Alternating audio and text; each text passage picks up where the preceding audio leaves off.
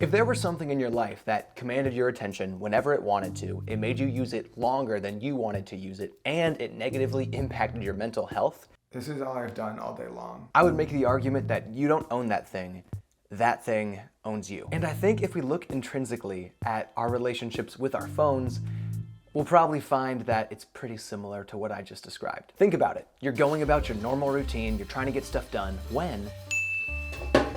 Oh, don't mind if I do. You finally sit down and prioritize reading, when... Oh, don't mind if I do. You are taking time to enjoy nature, when... Oh, don't mind if I do. Okay, listen, in all of those instances, your attention was grabbed unwillingly from whatever you were supposed to be focusing on. And that is why I believe we are slaves to our phones. In this video, I want to talk about 5 ways that you can take back your life from your phone and put it in its place. So go ahead, hit that like button down there, and let's get into it. Okay, number 1, and I know this isn't revolutionary, but turn off all notifications on your phone and put it on silent. If you had siblings growing up, then you know how annoying it can be when someone just keeps calling your name and you know the only way to get it to stop is to finally answer them. This is very similar to our relationships with our phones, because they will just continue making noise until we give it the attention it wants. But the thing is, it can only distract us from what we are trying to do if we give it a voice to distract us with. So this is why I started putting my phone on silent and then turning off all notifications. I don't know about you guys, okay, but I'm a very goal-oriented person, and I don't want my phone to have the power to pull me away from whatever I'm trying to get done. So I think a great thing to do is to take away your phone's voice. Don't give it the ability to pull you away from something. And the cool thing about this is it gives you the ability to check your phone when you actually want to check it. And this brings me to my second point. Try checking your phone on a schedule. So basically how this works is take a look at your schedule and find times where you can check it on a day-to-day basis where it would not be intrusive to the things that you need to get accomplished. This way, any time that you spend on your phone is intentional and it wasn't some random ring that somehow guided you to Instagram where you stayed for the last 2 hours.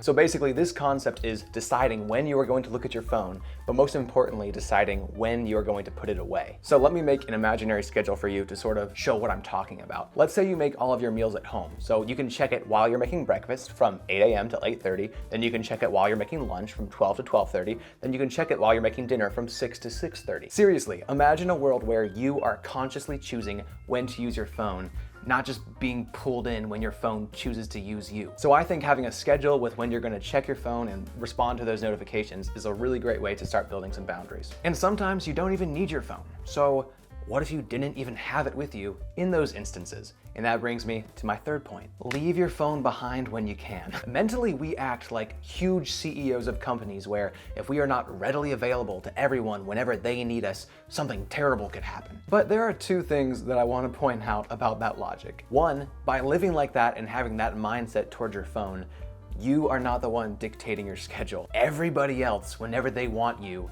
they are dictating your schedule. And number 2, genuinely, when is the last time that there was an emergency where you 100% needed your phone and you needed to respond right there in that second? I could be wrong, okay, but I would guess it does not happen a lot. You see, the thing is, most times when people reach out to you with something that is urgent, it's usually not urgent. Oh, Stacy posted a new photo. Now, it may be urgent to that person in that moment, but I guarantee you almost every time, if you don't respond in a few hours, that person will have found a solution on their own. And they ended up not needing you. How refreshing is that? So leave your phone behind when you can, and I know it's not always practical, but there are times when you can leave it behind. Like if you're running a quick errand at a grocery store that's in a place where you always go, you know how to get there, it's not that far away, you probably don't need to bring your phone. In those instances, I challenge you to leave your phone behind, and this will feel scary and weird at first, but I promise you, once you get a little bit of distance from it, you're gonna be like, wow, this actually feels sort of freeing. The 4th tip is to set up screen time boundaries with an accountability partner. And this is literally the most practical way to make sure you're not using your phone